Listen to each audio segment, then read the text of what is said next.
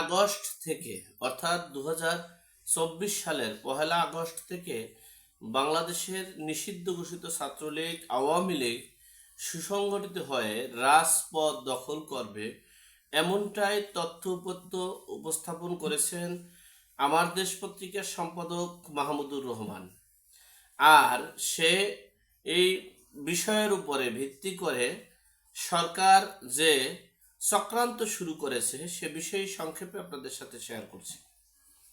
দেখেন, এই 5ই আগস্টের পর শেখ হাসিনা চলে যাওয়ার পর আওয়ামী লীগের দুর্বৃত্তকারী নেতাকর্মীরা পালিয়ে গিয়েছে, কিছু গর্তে আছেন, এমনকি দেশে আওয়ামী লীগের রাজনীতিতে অ্যাক্টিভ হওয়ার মতো সেই জনবল আমরা ইতিমধ্যেই দেখতে পারিনি। 23শে জুন আওয়ামী লীগের প্রতিষ্ঠাবার্ষিকী ছিল, স্বেচ্ছাসেবক লীগের 26শে জুলাই প্রতিষ্ঠাবার্ষিকী ছিল, ছাত্রলীগের প্রতিষ্ঠাবার্ষিকী ছিল। আমরা কোনো প্রতিষ্ঠাবার্ষিকীতে দেখিনি সেভাবে আওয়ামী লীগের মিছিল মিটিং। এমনকি এই প্রতিষ্ঠাবার্ষিকী উপলক্ষে আমাদের স্বরাষ্ট্র মন্ত্রণালয়ের মন্ত্রীর দায়িত্বে যিনি আছেন, উপদেষ্টা, তিনি বলেছেন যে আওয়ামী লীগ নিষ্ক্রিয় হয়ে গেছে, আওয়ামী লীগের রাজনীতি নিষ্ক্রিয়, শেষ হওয়ার পথে।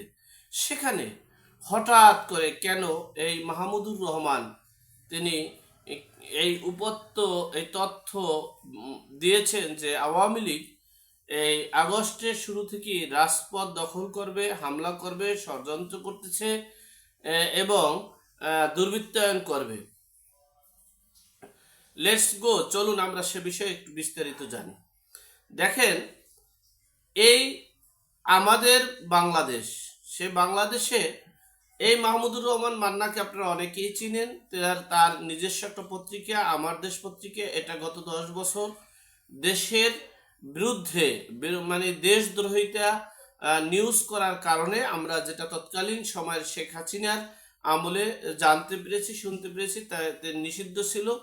এই ডক্টর মোহাম্মদ ইউনূস ক্ষমতায় আসার পরে এটা আবার চালু হয়েছে। যাই হোক, সেই মাহমুদুর রহমান মান্না বলেছেন যে বাংলাদেশের প্রতিটা পৌরসভা, প্রতিটা উপজেলা, জেলায় তারা ষড়যন্ত্র করছে, সন্ত্রাসী হামলা করবে, এমনকি তারা প্রশিক্ষণ নিতে সক্ষম হয়েছেন। ইতিমধ্যেই তিনি বলেছেন যে বসুন্ধরার মতো অঞ্চলে প্রায় 400 সন্ত্রাসীদের ট্রেনিং করানো হচ্ছে, তাদের দিয়ে মিটিং মিছিল করানো হচ্ছে এবং তাদের মাধ্যমেই এই হামলা সংগঠিত করবেন। এমনকি গোপালগঞ্জের এই মাহমুদুর রহমান সাহেব বলেছেন গোপালগঞ্জ হচ্ছে ট্রেনিংয়ের একটা অভয় আশ্রয় কেন্দ্র।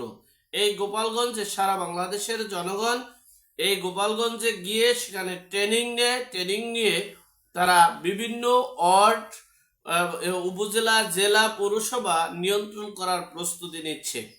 আর এই নিয়ন্ত্রণ করার প্রস্তুতির জন্য মানে প্রধানমন্ত্রী শেখ হাসিনা অর্থাৎ আওয়ামী লীগের সভানেত্রী শেখ হাসিনা 3 জন ব্যক্তিকে সিলেক্ট করেছেন।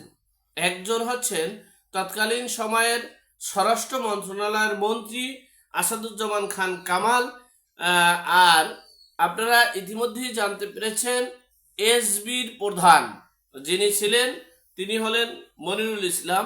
তিনি কারিগরি প্রশিক্ষণ এমনকি প্রযুক্তি প্রশিক্ষণ তিনি দিয়েছেন, সেই প্রযুক্তি প্রশিক্ষণ বিশেষজ্ঞ তিনি, আর সেটাকে ব্যবহার করে বাংলাদেশের বিভিন্ন সেক্টরে এখন সেই মনিরুল ইসলাম একটা ষড়যন্ত্র চালিয়ে যাচ্ছে, একটা দুর্বৃত্তায়ন কাণ্ড তৈরি করছে। 3 নম্বর হচ্ছেন, আপনারা ইতিমধ্যেই জানতে পেরেছেন যে বাংলাদেশের সর্বোচ্চ পদমর্যাদা 2 জন ব্যক্তি, একজন হচ্ছেন রাষ্ট্রপতি আর একজন হচ্ছেন প্রধানমন্ত্রী। তাদের আলাদা আলাদা একটা ফোর্স বাহিনী আছে। রাষ্ট্রপতির আছে পিজিআর এবং আর প্রধানমন্ত্রী আছেন এসএসএফ। সেই এসএসএফ প্রধান তিনি তার নাম হচ্ছে মুজিব। সেই মুজিবকে দেওয়া হয়েছে এই ট্রেনিং, প্রশিক্ষণ, গোয়েন্দা সংস্থা এবং আইন শৃঙ্খলা রক্ষাকারী বাহিনীদের সাথে আতায়াত করে এই ষড়যন্ত্র এই হামলা সফল করে রাজপথ দখল করবে বলে মন্তব্য করেছেন মাহমুদুর রহমান।